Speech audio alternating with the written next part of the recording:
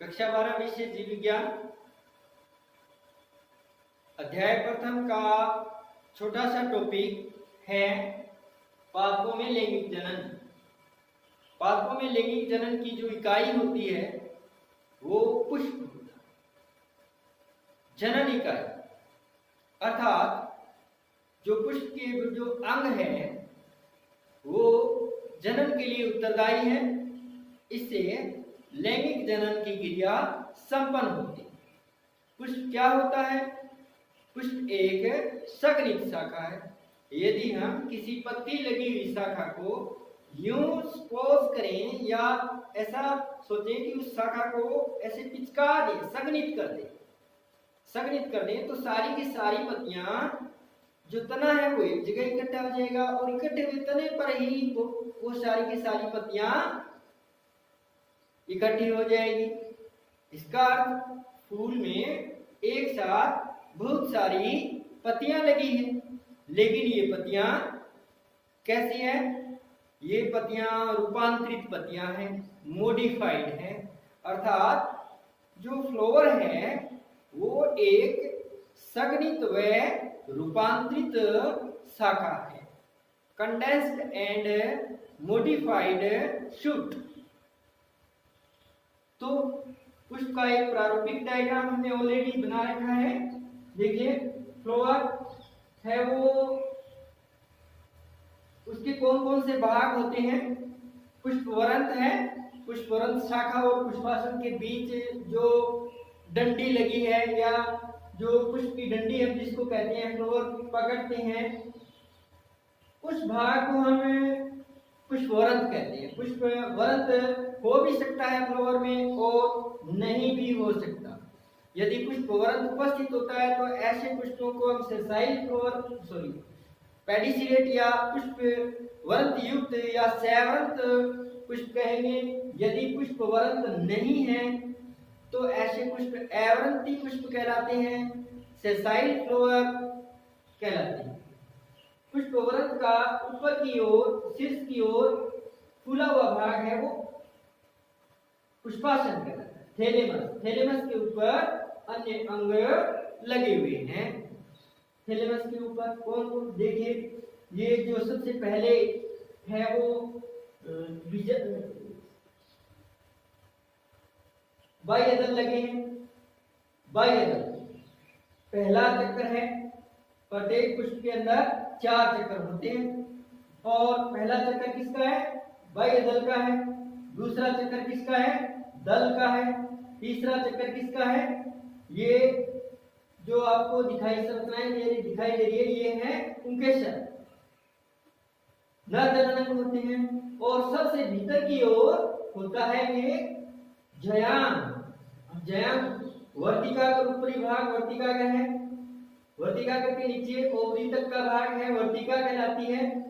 और ये सबसे नीचे जयांग का जो पार्ट है वो फूला हुआ भाग है वो अंडाशय है। तो जयांग 3 भागों से मिलकर बना हुआ है।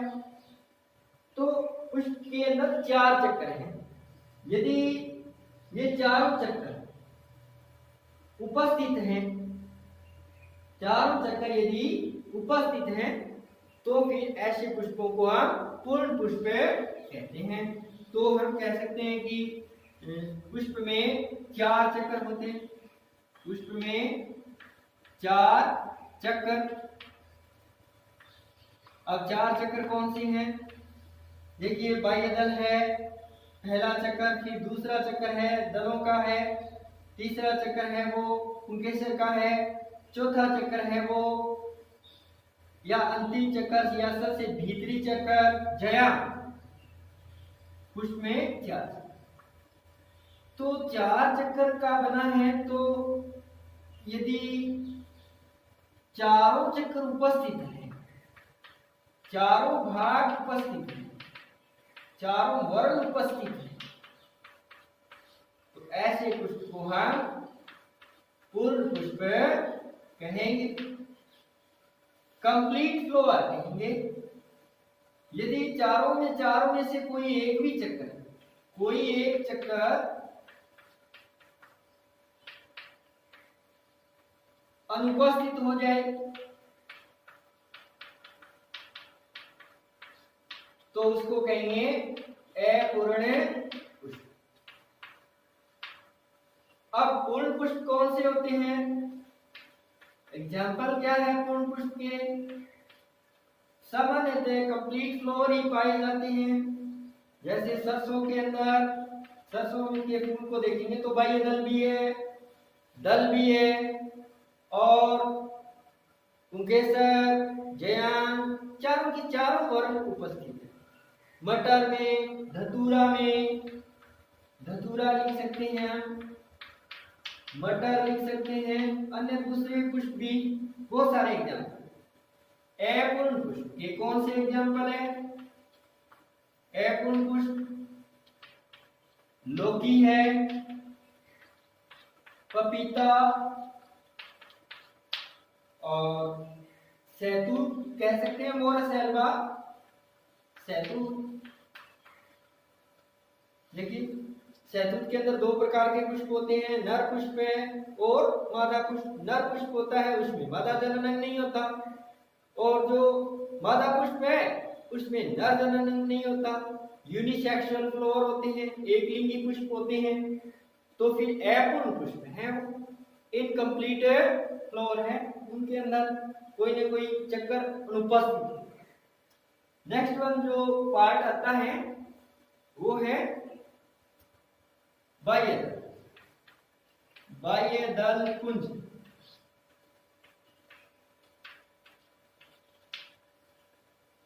कैलिक्स, अब इसकी कैलिक्स की जो यूनिट है, ये कैलिक्स है वो प्लूरल टर्म है, और इसकी जो यूनिट है वो कहलाती है सेपल। बाह्य दल, बाह्य दल सेपल।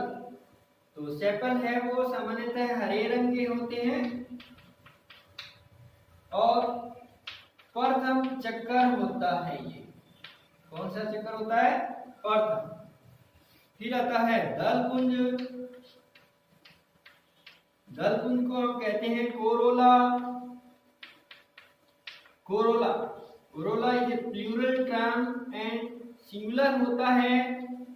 यूनिट, इकाई इसकी होती है पेटल, या फिर हम इसको दल कह सकते हैं, दल। सामान्यतः ये रंगीन होते हैं, कभी कभी हरे भी हो सकते हैं, सेपेलॉइड हो सकते हैं, रंगीन, और जुड़े हुए हो सकते हैं, या फिर अलग अलग हो सकते हैं। गेमोपेटलस या गेमोसेपेलस, सेपल्स भी जुड़े हो सकते हैं, फरी भी हो सकते हैं, पॉलीसेपलस, पॉलीपेटलस, अलग अलग कंडीशन। इसके बाद जो आता है तीसरा चक्कर आता है उमंग, एंड्रोसियम।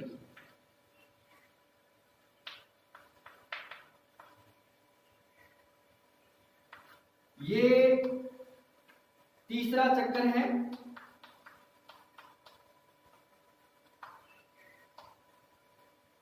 नर जननांग होता है, नर जननांग, और इसकी यूनिट है वो स्टेमन, पुंकेसर कहलाती है। पुंकेसर, स्टेमन या पुंकेसर। एक पुंकेसर के तीन भाग होते हैं। कौन कौन से भाग होते हैं? तीन। पहला सबसे ऊपर शीर्ष भाग पर ऊपरी भाग फूला हुआ, ये भाग है वो परागकोश होता है, परागकोश। दो पालियां हैं, द्विपालित है ये, एक पालित भी हो सकते हैं, लेकिन ये द्विपालित है। तो दो पालियां हैं, दोनों पालियां योजी द्वारा जुड़ी हुई है, एक उत्तक द्वारा जुड़ी हुई होती है, जिसको हम योजी कहते हैं, योजी कनेक्टिव। और ये अंतर परागकोश, परागकोश के अंदर लघु बीजाणुधानी होती है, और लघु बीजाणुधानी के अंदर लघु बीजाणु बनते हैं, उन्हीं लघु बीजाणुओं को हम परागकण कहते हैं, अर्थात यहाँ पर परागकण बनते हैं। परागकण यहाँ बनेंगे परागकोश। ये फर्टाइल पार्ट होता है परागकोश, और नीचे का भाग है वो पूतंतु कहलाता है। तो परागकोश योनि और पूतंतु से मिलकर। नेक्स्ट, मादा जनन गाइनोसियम। जयांग, मादा जनन को क्या कहते हैं? जयांग कहते हैं। जयांग के 3 पार्ट है, stigma, style and ovary. Stigma वर्तिकाकार ऊपर शीर्ष भाग है, पोलन ग्रेन को रिसीव करता है। पोलन ग्रेन, परागकण यहाँ बनते हैं और परागकण वर्तिकाकार पर आकर गिरते हैं। स्वपरागण या परपरागण आते तो वर्तिकाकार पर है, तो वर्तिकाकार पर गिरते हैं तो परागण की क्रिया संपन्न होती है। तो वर्तिकाकार वो अंग है जो पोलन ग्रेन्स को रिसीव करता है। वर्तिकाकार के नीचे का जो पार्ट है वो लंबा भाग है, अंडाशय तक का भाग, ये वर्तिका कहलाती है। और सबसे नीचे वाला आधार भाग है वो फूला हुआ होता है, इसको कहते हैं अंडाशय। ओवरी, अंडाशय के अंदर बीजाणु पाए जाते हैं। बीजाणु गुरु बीजाणुधानी होती है। इस गुरु बीजाणुधानी में गुरु बीजाणु का निर्माण होता है और गुरु बीजाणु के द्वारा भी आगे नर युग्मकों का निर्माण होता है, मादा युग्मकों का निर्माण होता है। नर युग्मक यहाँ बनेंगे परागकण में, परागकण बनाएंगे मादा युग्मक ओवरी के अंदर, बीजांड में ओव्यूल, बीजांड। तो यहाँ ये गुरु बीजाणुधानी है और ये फिर यहाँ मादा युग्मक बनेगा, नर युग्मक वहां से परागकोश आएगा, परागकण में होगा, परागकण कैरी करेगा परागनलिका के द्वारा और निषेचन की क्रिया होगी। निषेचन के बाद ये जो बीजांड है वो बीज में बदल जाएंगे, यहां बीज बन जाएगा।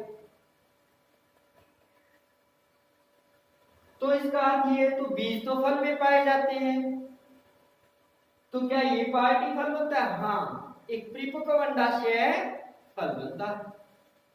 तो परिपक्व अंडाशय फल होता है, फल में बीज होते हैं। बीज की जो पहले जो प्रीकर्सर संरचना है वो है बीजाणु। तो इस प्रकार से गाइनोसियम को देखते हैं कि गाइनोसियम है वो थोड़ा सा हम डिटेल में देखेंगे गाइनोसियम को। जयांग,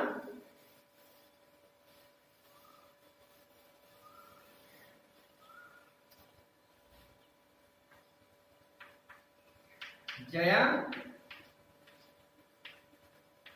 गाइनोसियम। देखिए इसको